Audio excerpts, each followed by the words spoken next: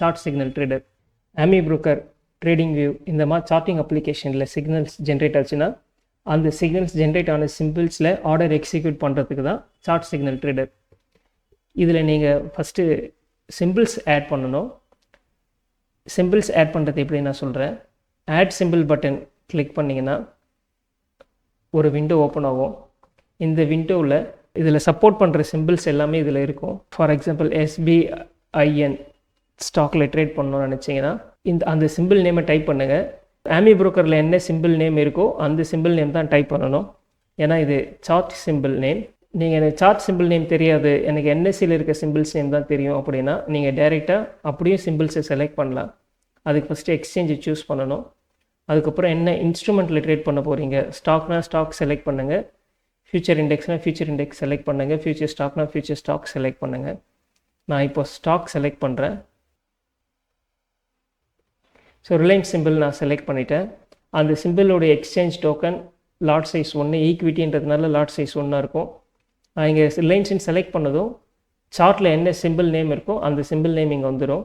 So first இருக்கிறது வந்து easy அல்கோவில் use பண்ணுற சார்ட் சிம்பிள் நேம். இல்லை நீங்கள் தேர்ட் பார்ட்டி சார்ட்டிங் சாஃப்ட்வேர் ஏதாவது யூஸ் பண்ணுறீங்க, ட்ரேடிங் வியூ, MT4 இந்த மாதிரி சார்ட்டிங் சாஃப்ட்வேர் யூஸ் பண்ணுறீங்கன்னா அதில் சிம்பிள் நேம் என்ன இருக்கோ அந்த சிம்பிள் நேமை தான் இங்கே நீங்கள் ஆட் பண்ணணும்.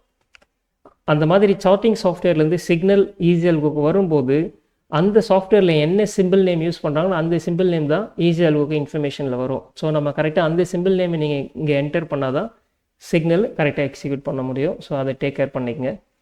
ஸோ டாப் செக்ஷனில் சிம்பிள் டீட்டெயில்ஸ். ஸோ நம்ம எந்த சிம்பிளில் ட்ரேட் பண்ண போகிறோன்றத மேலே செலக்ட் பண்ணிட்டோம். நெக்ஸ்ட்டு அந்த சிம்பிள் சம்மந்தமாக இன்னும் ஃபர்தராக என்ன கண்ட்ரோல்ஸ்லாம் இதில் இருக்குது அப்படின்னு பார்க்கலாம். இதில் first option order details. Order details அப்படின்னா இதில் நான் இந்த சிம்பிளில் நான் ஆர்டர் போடும்போது என்ன மாதிரி ஆப்ஷன்ஸ்லாம் சூஸ் பண்ணலாம் அப்படின்னு இதில் இருக்கும். இதில் ஸ்ட்ராட்டஜி நேம் இருக்கும். ஏதாவது பர்டிகுலர் ஸ்ட்ராட்டஜியில் இருந்து சிக்னல் வந்தால் மட்டும் ரிலையன்ஸில் ட்ரேட் பண்ணணும் அப்படின்னு ஆசைப்பட்டீங்கன்னா அந்த ஸ்ட்ராட்டஜி நேமை இங்கே என்டர் பண்ணுங்கள். ஃபார் எக்ஸாம்பிள் நீங்கள் EMA ஸ்ட்ராட்டஜி யூஸ் பண்ணலாம், MACD ஸ்ட்ராட்டஜி ரெண்டுமே யூஸ் பண்ணலாம். EMA ஸ்ட்ராட்டஜிலேருந்து சிக்னல் வந்துச்சுன்னா எனக்கு ரிலையன்ஸில் ட்ரேட் பண்ணணும் அப்படின்னு ஆசைப்பட்டிங்கன்னா நீங்கள் EMA அப்படின்னு டைப் பண்ணுங்கள். இந்த ஸ்ட்ராட்டஜி நேம் ஆமி புரோக்கர்லேருந்து சிக்னல் ட்ரான்ஸ்ஃபர் ஆகும்போது அங்கே என்ன ஸ்ட்ராட்டஜி நேம் யூஸ் பண்ணுறோமோ அதுதான் நீங்கள் இங்கே என்ட்ரு பண்ணணும்.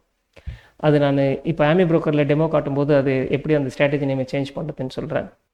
அதே மாதிரி டைம் ஃப்ரேம். இப்போது நீங்கள் 5 மினிட்ஸ் சார்ட்லேருந்து சிக்னல் வந்தால் மட்டும் இதை எக்ஸிக்யூட் பண்ணணும் அப்படின்னா அந்த டைம் ஃப்ரேம் இங்கே என்டர் பண்ணுங்கள். 5 மினிட்ஸ்னால் 5ன்னு டைப் பண்ணுங்கள். 15 மினிட்ஸ் சார்ட்லேருந்து சிக்னல் ஃபில்டர் பண்ணணும்னு நினச்சிங்கன்னா 15 டைப் பண்ணுங்கள்.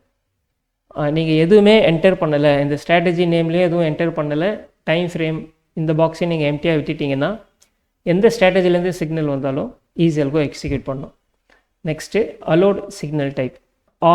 ஆல் அப்படின்னா லாங் சிக்னல் வந்தால் லாங் பொசிஷன் எடுக்கும், ஷார்ட் சிக்னல் வந்ததுனாலும் ஷார்ட் பொசிஷன் எடுக்கும். இல்லை உங்கள் ஸ்ட்ராட்டஜிலேருந்து லாங் சிக்னல் வந்தால் மட்டும் ட்ரேட் பண்ணணும், ஷார்ட் சிக்னல் வந்தால் ட்ரேட் பண்ண வேணாம் அப்படின்னா சிக்னலையும் நீங்கள் இங்கே ஃபில்டர் பண்ணிக்கலாம். Then order price type. இது எல்லாருக்குமே தெரிஞ்ச விஷயம் தான். Limit order, market order, stop loss order. Currently easy அல்கோவில் limit order and market order மட்டும்தான் சப்போர்ட் பண்ணுது. ஸோ மார்க்கெட் ஆர்டர் செலக்ட் பண்ணுங்கள்.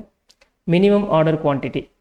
ஸோ நான் இந்த சிக்னல் வந்துச்சுன்னா எவ்வளோ குவான்டிட்டி ட்ரேட் பண்ணணும், நீங்கள் 10 குவான்டிட்டிஸ் இல்லை 50 குவான்டிட்டிஸ் இல்லை 500 குவான்டிட்டிஸ் நீங்கள் மினிமம் எத்தனை குவான்டிட்டிஸ் ட்ரேட் பண்ணணும்னு நினைக்கிறீங்களோ அதை என்டர் பண்ணுங்கள். நெக்ஸ்ட் வந்து மேக்ஸிமம் ஆர்டர் குவான்டிட்டி. இது வந்து மினிமம் குவான்டிட்டியை விட சேமாக இருக்கலாம், இல்லை அதிகமாக இருக்கலாம், கம்மியாக இருக்கக்கூடாது. Next order product type. இது வந்து MISனால் margin intraday square off intraday ட்ரேடிங்காக யூஸ் பண்ணுறது. CNC தான் cash and carry. So based on your trading preference நீங்கள் அதை சூஸ் பண்ணுங்கள். யூஸ்வலி டே ட்ரேடிங் பண்ணுறவங்க MIS தான் சூஸ் பண்ணுவாங்க. நீங்கள் ஸ்டாக் செக்மெண்ட்டு சூஸ் பண்ணீங்க அப்படின்னா MIS தான் சூஸ் பண்ணோம். ஏன்னா MISல தான் ஷார்ட் எடுக்க அலோவ் பண்ணுவாங்க, ஷார்ட் பொசிஷன்ஸ் அலோவ் பண்ணுவாங்க. ஆர்டர் வேலிடிட்டி டே. ஸோ யூஸ்வலி இது டே தான். IOC சூஸ் பண்ணலாம்.